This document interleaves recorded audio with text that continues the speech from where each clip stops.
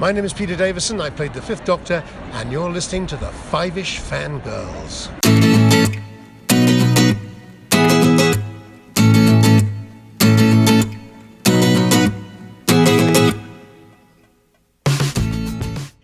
The tangents and squeak continue all the way to episode 105 of the Five-ish Fangirls podcast. And the folks of Kansas better watch out because the doctor is headed their way.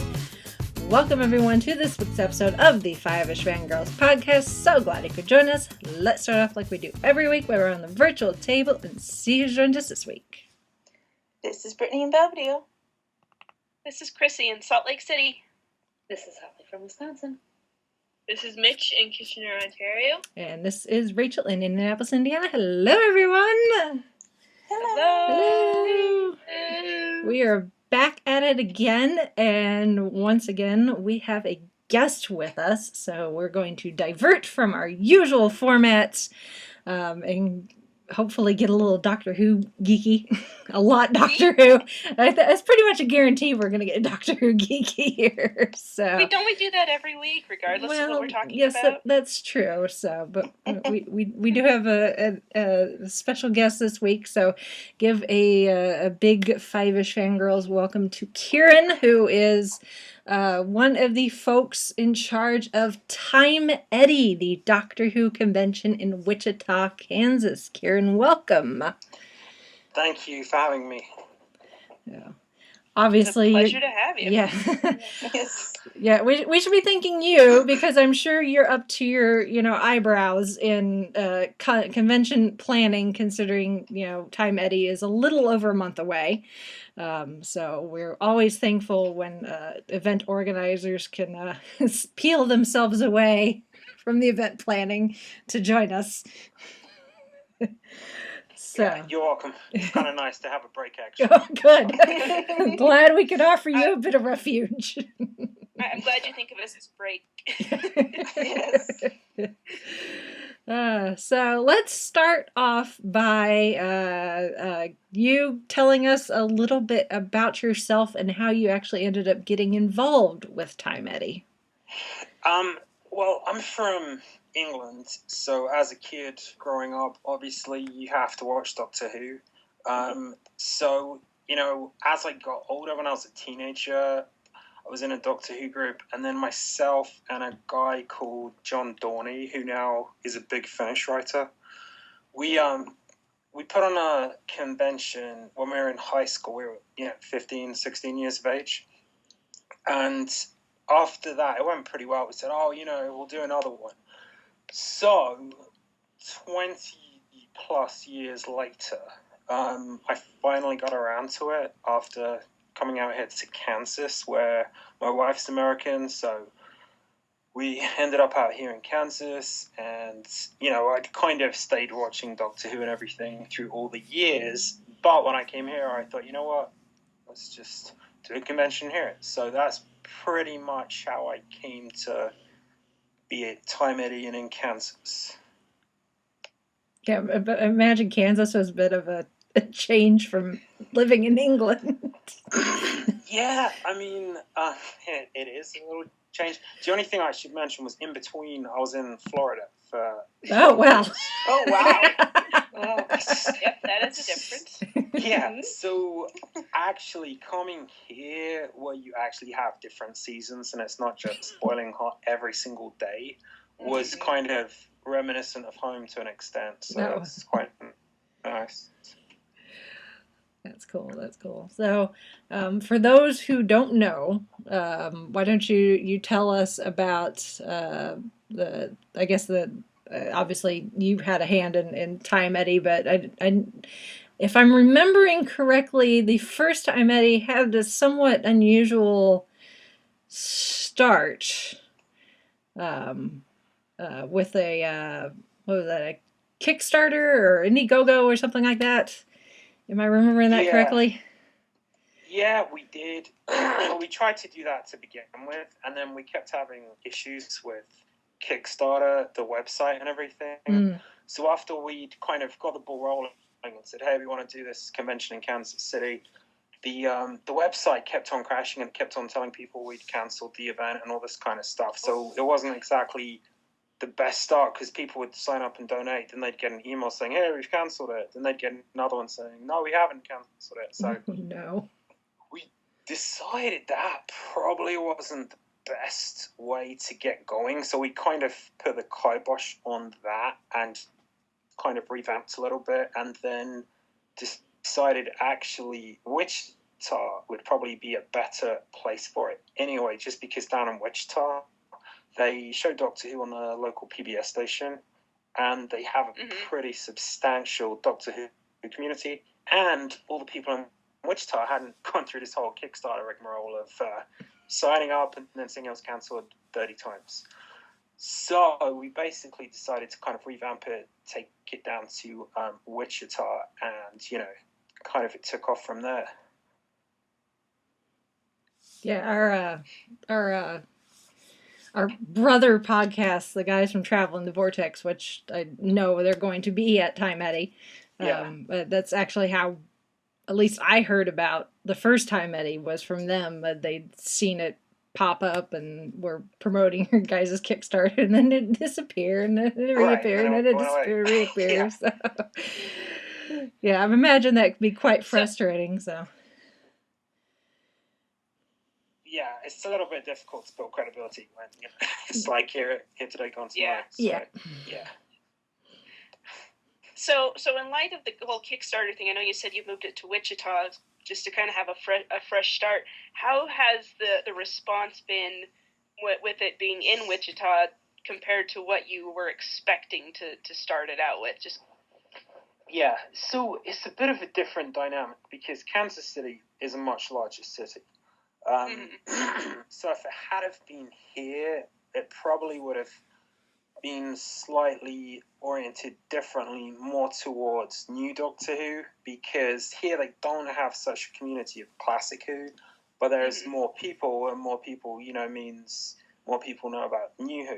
So going down there, we kind of had to make it more skewed towards classic Who, because that kind of tied in with the community there.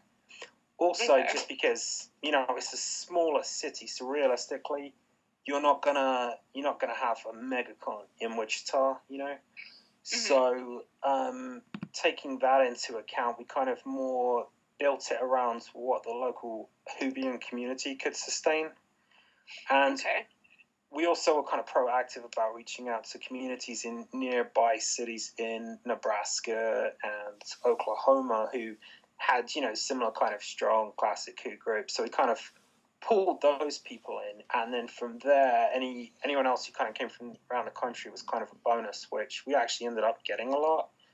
But the aim was to kind of put it together from some of the cities around Kansas City, essentially.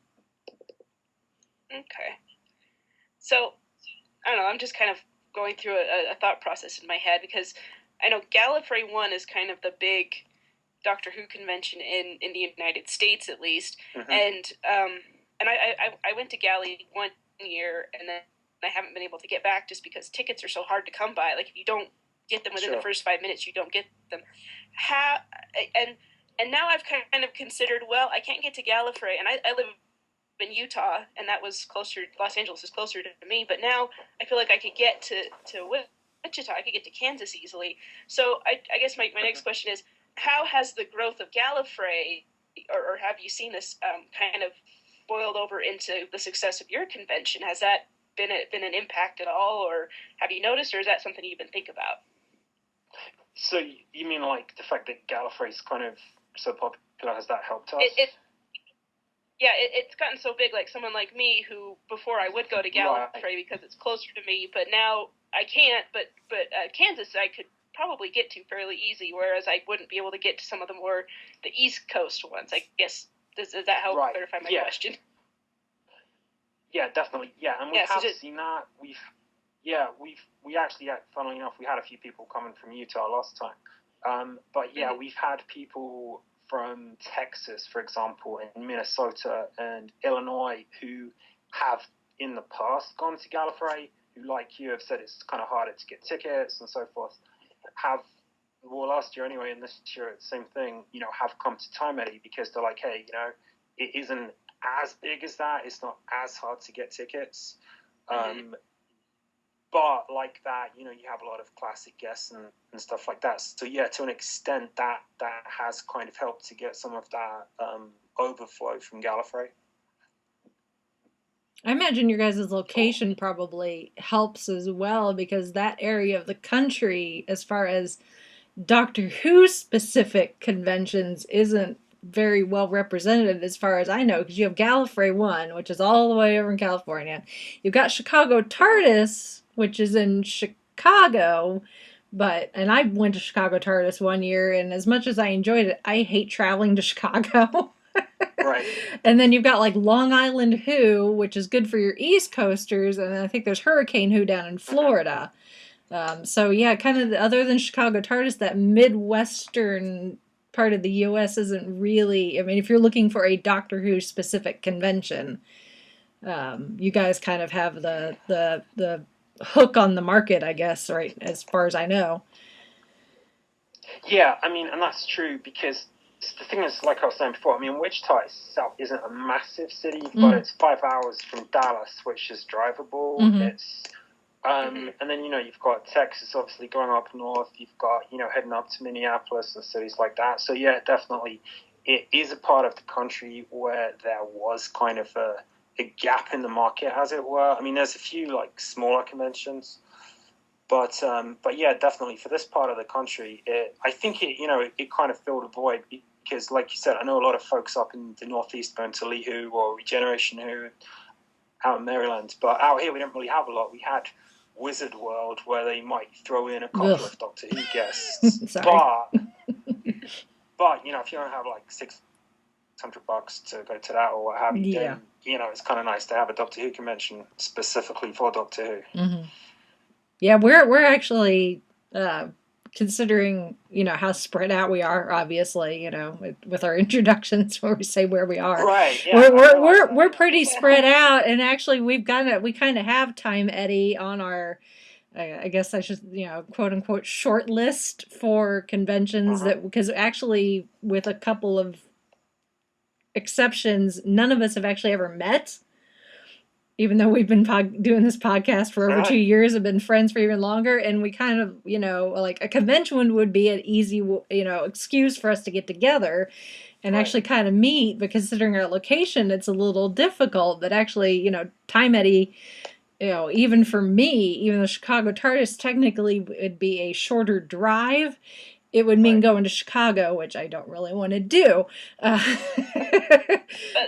Time Eddy is a centralized location, and I think going back to where we were talking about how it kind of fills that niche where in the middle of the country where they don't really seem to have a lot of conventions. Yeah. In that way, so I guess what we're saying is we're glad we have Time Eddy to look for. Yeah. Yeah, I mean, the other thing is too, I mean, it's in Kansas, right? So, there's no place like home. So, just got the red ruby slippers until you are. It's pretty easy travel-wise. Yeah. Well, it for sure. It's also a bonus because since it's in Kansas, the guys from Traveling the Vortex being in the Topeka area, they're likely to go to Time Eddy, so we could actually meet them as well because we haven't all met them either. So Time Eddy's on our short list for conventions that we might try to eventually attend all together. Just because of the location. That and it's Doctor Who, which is what brought us all together in the first place. So yeah, definitely. So keep up the good work. Yeah, we will. So I guess a logistical question is, because I've always been, I guess, fascinated by how these conventions, because they seem to be kind of small, but how do you get such big names? Like, I'm trying to think. Like, didn't you guys, you've had some pretty big name Doctor Who guests. Like, how do you get those people booked for your event?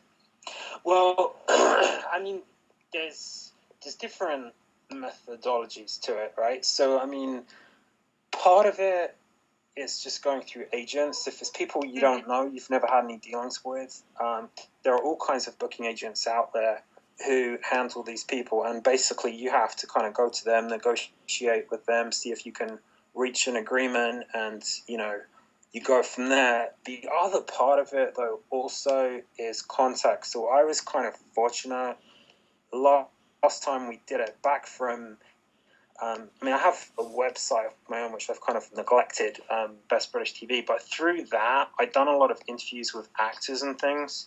So I actually personally knew a number of people that I had dealt with through that, which made it easier for me to get in contact with them directly and not have to go through agents and so forth. So initially, anyway, that kind of helped, because if you get a few people on board who are like, oh, hey, I know this guy, I'm going to go to his thing, then they tell their friends. Then when their friends hear, oh, someone approached my agent, then it's like, oh, I know that guy, I know that group. And it kind of helps to get it off the ground, because the hardest thing at first is if you have never done a convention and suddenly you email someone like, hey, we're doing a convention, and then it's like, okay, are these people serious? Are they just, nutcases? But yeah. The thing that helped us was kind of having a few contacts off the ground, so people knew that I wasn't like some weird serial killer who just wanted to bring a bunch of Doctor Who people here and kidnap them or something.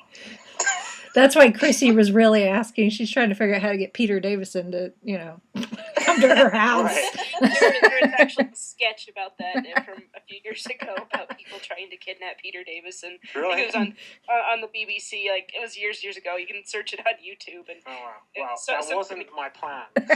No, it's Chrissy's plan. It's Chrissy's plan. Not entirely. Yeah. I'd ask nice first. Just be lucky I couldn't make it to Time Eddy last year. Otherwise, Colin Baker would have gone missing. Yeah. I'm just saying. Yeah, Colin is a really good guest. He's fantastic. Yeah, off scene as well. That's one of the things that kind of struck me last year, because it's one thing. I don't know if you guys have been to a lot of conventions, but sometimes at conventions you see one side of people when they're on stage, and when they're off stage it's a completely different thing altogether, But I found last year people like Colin Baker and Peter Purvis, they were just amazing on stage and off stage. They were so friendly to all of the volunteers and the helpers. They learned everybody's names. They were pretty hilarious as well. Yeah. But they're just nice people, and that just makes the whole thing much less stressful. It's still incredibly stressful where you want to jump out of a window, but relatively speaking, it makes it less stressful. They're just really nice people, And everybody's having a good time, and I bet that does take a lot of stress off you, because as a convention organizer, I bet you're thinking, what's the next thing that's gonna go wrong? I got to deal with this, and then you see people having a good time, and that's I feel like that's kind of the goal is, you want to make sure everybody's enjoying themselves. Yeah, exactly. And I'm a bit of a perfectionist, so for me, doing a convention is a nightmare, because there's always going to be something that isn't perfect. But it was funny, but last year we had Victor Pemberton, who wrote Fury from the Deep, and he was the script editor team. He'd never been to a US convention before at all, but he was one of the people I knew ahead of time.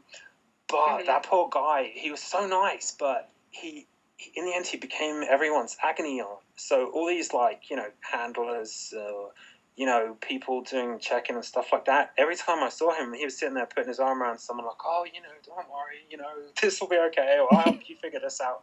And I was just like, this poor guy, I feel like that we need to pay him a fee just for being our emotional support through the whole thing. Wow.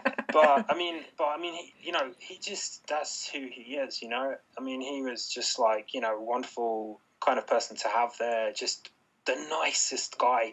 So it's great too, because you get to meet people like that. Prior to that, I dealt with him and stuff like that, but I hadn't seen that side of him, So it's really a good opportunity to get to know these people.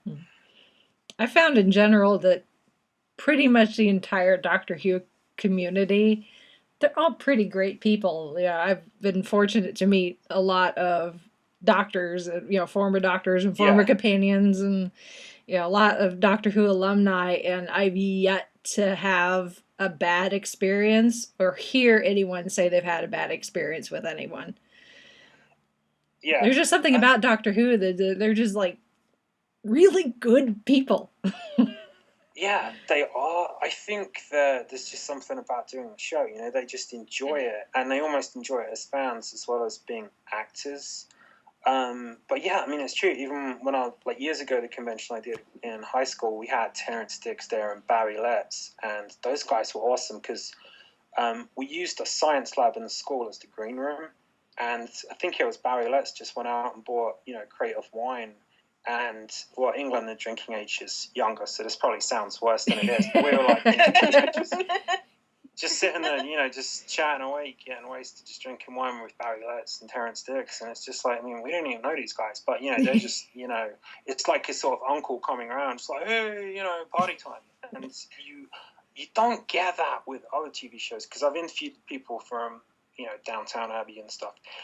And I think something about Doctor Who people, they're more relaxed about it. They don't take it as seriously, so they're more themselves. Whereas I think sometimes actors in other shows feel like, I'm sort of more image conscious and have to, portray my persona. Whereas Doctor Who people, like, hey, I'm from Doctor Who, this is who I am. So they're just cooler. As you're talking about that, I was just kind of thinking about just how relaxed they are, and I kind of think it's indicative of the kind of show Doctor Who is, because it's not real flashy. I mean, the classic series was known for the wobbly sets. I use in air quotes because I don't know that I believe that, but it's very homespun and kind of it felt, I don't want to say cheap, but I can't think of a better word to say. It just felt more homey, Yes. And so I think that kind of spills over into the people that have been with it, and they just kind of are like, this is a project I did. It's something, a job I worked on. I'm still me. I'm still a normal person, even though, you've seen me on the television. And I definitely feel like that comes through, even though, like last year at a convention at Salt Lake Comic-Con here, Peter Davison was here, and I was like totally starstruck by him. And he was just a normal guy, and because Peter Davison's my doctor, and so that's why I had that reaction. But looking back on it, I was like, yeah, he's just a guy who did a show, and I think he's wonderful, and he just wanted to talk to me about it. Yeah. So they're just people. Yeah, there's no airs and graces. I think the thing is, I personally think it was pretty good compared with TV of the time. But obviously, because of budgetary restrictions and things like that, they had issues. So I think that if you're a prima donna, you probably wouldn't have cut the mustard, and they would have had to get rid of you anyway. So I think they probably had to be laid back. Otherwise, they would have just had a nervous breakdown. Yeah, totally. So I'm just thinking about that. I'm like, I picked a really good fandom to be a part of. I think, if only just for definitely the actors in it. Awesome. I told you we get all Doctor Who. Yeah. Well, that's what we're here to talk about. Well, yes, it is. Well, we're here to talk about Time Eddy, though, too. And so I guess we should steer the focus back to the actual event. So if you want to fill us in on this year's Time Eddy and what you guys have planned, because obviously you've got the usual con fair. You're gonna have panels and photo ops and autograph sessions, but you guys also have some very unique things that you don't normally see at conventions. Yeah, so we consciously tried to kind of mix it up a bit, add a bit more uniqueness to it. So one thing that we are doing is we've got a murder mystery play, which is called The Peladon Proposal, and it's going to be its debut at Time Eddy, so hopefully it all comes together coherently. But so for that, it's during the convention, but it's like a separate event. So Terry Malloy will be participating in it as one of the suspects, I guess I can say without giving too much away. Nice. I'm not going to say who he'll play or the context, but he will be in it, as will one of the other guests, as yet unnamed, because that would definitely spoil things. But yeah, so we're going to do that. So that would be kind of something different, because we thought it would be cool to let people kind of feel like they're in Doctor Who with people who really are in Doctor Who. And so a couple of the guests were gracious enough to say, hey, that sounds like fun, we'll participate in that. So I think that'll be pretty fun. So we're doing that on Friday night. Then on Saturday, we're going to try to... right now there's like Guinness Book of Records for the most people in Doctor Who costume in one place, as distinct from cosplay, because the BBC don't regard you as Doctor Who costume. Say, for example, if you have a femme Doctor outfit, Guinness say, no, it doesn't count. It has to be the actual Doctor outfit. But anyway, so we are going to try to eclipse the record on that, which is 492 as set in Mexico last year. Last year, we had similar number at our cosplay event. So this time we're going to try and beat that record. So we're going to try and do that on Saturday afternoon, which again is something a little different than just, regular cosplay. But also for regular cosplay, we are going to have our cosplay ball, which is the, for Peter Davison, the Cranley Hall ball from Black Orchid. Mm-hmm. And Dominic Glynn's going to do a live concert during that as well. So again, it's something kind of different than just, a local DJ or something, having Doctor Who composer there. So that should be pretty neat as well. Sounds like it for sure. Oh yeah, and then the big thing I'm excited about is Where Is Hussein is coming. So oh right, nice. Yeah, that's cool. And it was kind of fortuitous because I had spoken to him a couple of years ago about a different project, and then all of a sudden we have Mark Strickson had to pull out because he's filming in New Zealand. So I was like, hey, I wonder if I could get a hold of Weris. So I got a hold of Weris. It just kind of happened that his activities and our activities kind of worked out on the same page that he's able to come. So I'm very excited to have him there. Well, he's definitely a good piece of Doctor Who history to get, first the director of the very first episode in the serial of Doctor Who. So good for you getting Warwick Hussein. Yeah, and it's funny too because the funny thing was when I was talking to him about it, he doesn't necessarily know much what to expect because he's kind of like, I haven't really watched Doctor Who since I directed Marco Polo, which was 50 years ago. Oh yeah. So he's like, I mean, are they going to ask me questions about the new Who? And I'm like, no, I think we've got plenty of material just about what you actually did to kind of more than keep you busy. So yeah, don't worry. That's very cool. Yeah, you could definitely do a whole panel with Waris Hussein, I'm sure. Definitely. Maybe more than that. Yeah. Even. I'm sure there's a lot of people that have a lot of questions for him, especially considering, his, you mentioned Marco Polo, and that's one of the big lost episodes that people really, really, really want found. Yeah. I'm raising my hand over here. Yeah, it's one of those allegedly still lost, depending on what you believe on Twitter and stuff, stories. Yeah. But yeah, we'll see, right? So as long as nobody grills him and says, "You've got it hidden under your bed, don't you?" I'm sure if he did, he would have produced it by now. Mm-hmm. Said, "Here, you can have it back." Oh yeah, absolutely, absolutely. Yeah. No, and I'm looking at the website here, and obviously you mentioned the Guinness World Record attempt, the murder mystery dinner, the ball. You also have you guys are going to be having an art show.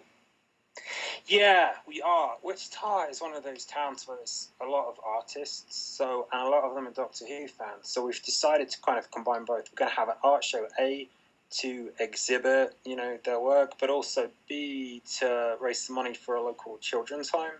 So we're going to have, an art show through the whole 3 days, but during it, a silent auction too to support that. So again, it's something cool because it kind of ties in Doctor Who, but obviously represents Wichita as a community where there's a lot of really good artists.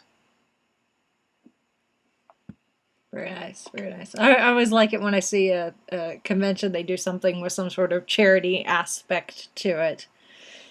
I like the idea of, taking and giving back.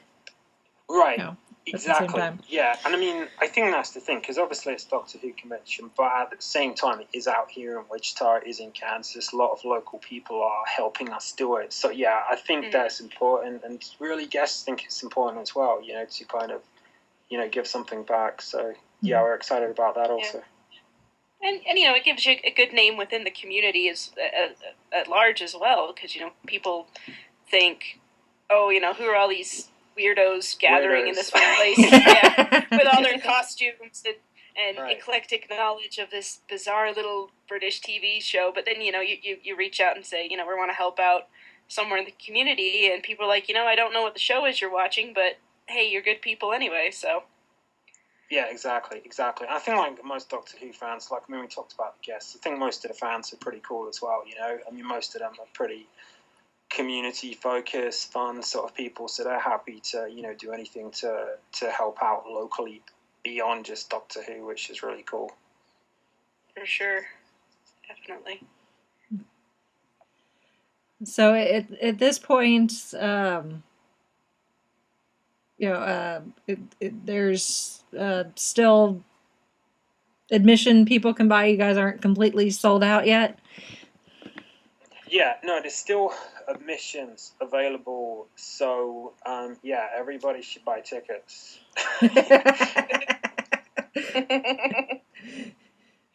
Yeah. But no, I mean, like, we sold out of vendor space. We sold out of the special events, like the breakfast, the Peloton proposal. But yeah, for general admission, we've still got rooms. So come along and wear your Guinness-approved Doctor Who costume. That's the message. Yeah. Yeah, I was reading about the world record attempt, and you guys have put on the website, like, the rules. Yeah. For that, so don't assume anything. Go to the website, read the rules if you want to be part of the world record attempt. Yeah, and if the worst comes to the worst, you could just like get one of those hospital bed sheets that John Pertwee wears in Spearhead from Space, because under the Guinness rules that would qualify, whereas if you have like a Star Wars themed Cyberman costume, it wouldn't. So sometimes less is more. Yes, keep it simple. Yeah. So I could do my Ripper Song jeans and denim jacket Western outfit, and it would work. Exactly. When she was in a Impossible Astronaut. Right. So we'll see you there. Right. Yeah, I just gotta get work off. Yeah. And plane tickets. Or just like the red slippers, right? Just use that trick. Or the red slippers. That's all I need. I've got them in my closet. Yeah. Yeah. I wish it was that easy. I would be there in a heartbeat. So, but if you guys keep up the convention, especially if you keep it in the same time of year, that October-ish, when like for me, convention season ends in the Indianapolis area really in August. So after August, we don't really have any large conventions, so my wallet would have time to recover. Yeah, sure. I understand. Yeah. Plus, it's not the bleeding hot middle of summer, so traveling is I drive, so the drive I wouldn't be melting in the car either. Yeah. So Sure. yeah, but like I said, we got Time Eddy on the short list. It's a possibility. Yeah. Maybe not, obviously not this year, but maybe next year or the year after that. So yeah, definitely. Especially if you guys keep getting the caliber of guests. I mean, anyone from Doctor Who is good guests as far as I'm concerned. When I went to Chicago TARDIS, there was everyone from they were 3 classic era doctors, to like, blanking on her name, but the gal who played Mel's in Let's Kill Hitler. So, Right. and Yeah, everywhere in Nina. between. Susan Moore. Yeah. So, Yeah. don't let the lack of super big names, turn you off. Obviously Peter Davison is kind of a big name. He's a doctor, but someone like even someone like Caitlin Blackwood, who the guys at Traveling the Vortex have actually, they moderated her panel at, was it Planet Comic-Con or something like that? Yeah, it was Planet Comic-Con. Yeah. Either way, you're still going to have a good time. Oh, yeah. I mean, you're with, hundreds of your fellow Doctor Who fans, and you're all interested in the same thing, and you're all in one place. So, it's a good time no matter what. Oh, yeah. Yeah, exactly. I mean, even if there was no guests, I mean, it would still be cool, but the more stuff you have going on, it just makes it more memorable. Oh, yeah, definitely. So, if any of our listeners are in the Wichita area or planning on going, let us know. TimeEddy.com. Find all the info. Yeah. Yep. And you guys are on Facebook and all the other social medias. Plug yourself. This is your opportunity to plug everything. Yeah. So we're on Facebook. It's Time Eddy is the Facebook thing. We're also on Twitter as Time Eddy, and we have a rival one of Kansas Doctor Who. I'm not sure why we have two, but regardless. And there's a Time Eddy on Instagram. But yeah, the website is timeeddy.com. We also have discounted rooms at the hotel, which is the Best Western North Wichita.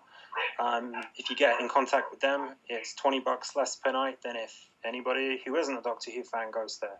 So check out those deals. Also, locally in Wichita, we've got a deal on getmyperks.com, which is specifically just for Friday and Saturday. So anyone who can't come the whole time should check that out, because there's a pretty good discount on that. But yeah, I would just say anyone who doesn't come, they're going to miss out. Everyone who does come will have a fantastic time. We've got some really cool guests. We've got a pretty good mix from the very beginning with Where is Hussein all the way through to Caitlin Blackwood. So there should be something for everyone, kids, older people. It'll just be pretty awesome. And if you see Keith, Sean, and Glenn from Traveling the Vortex, tell them we said hi. Yes, I'll tell them I spoke to you. They're representing the Five-ish Fangirls through them. We'll get there. Keep doing the convention, and we'll get there. Yeah. All right. Mm-hmm. Okay. Otherwise, we'll have to bring it on tour and come around Utah and Wisconsin and so forth. Yeah. We'll do that too. That could be cool, a traveling convention. Yeah. Yeah. And not like Wizard World. That might be a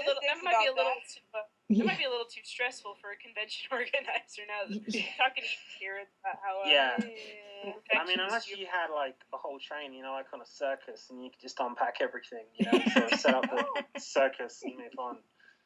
But yeah. We'll plan on coming to you instead. Yeah, that'll be better. Yeah, that'll work. Okay. Awesome. Well, listeners, if you want to send us your feedback or get in contact with us on the podcast, or if you're going to Time Eddy and want to tell us afterward how it went and what you did, you can contact us through our website, the Five-ish Fangirls Podcast.blogspot.com. You can leave a comment on our Facebook page, on our Twitter account. We're on Tumblr, Instagram, Pinterest, and YouTube. And we're also on iTunes and Patreon. So visit us at all of those lovely places. And thank you, Kieran, for joining us for this episode. Was there anything else you wanted to say? I think you plugged all your social media. Yeah. No, just thank you guys for giving us some coverage here to your audience. So we appreciate you guys, and all the fan communities, Traveling Vortex, and other podcasters who, do a great job, keep all this kind of stuff going, keep fans engaged. So thanks to you guys. You're welcome. Thank you. We're always happy to do it. Yep. It's fun talking to the people behind the scenes at conventions. Yeah. Yeah, like, a lot of people go to these conventions and don't realize that, a lot of these conventions are run by volunteers, and then there's just a small handful of people that do the work before and after. Yeah, the man behind the curtain. Exactly. And it circles back to the Wizard of Oz. Yeah. Would we expect anything different?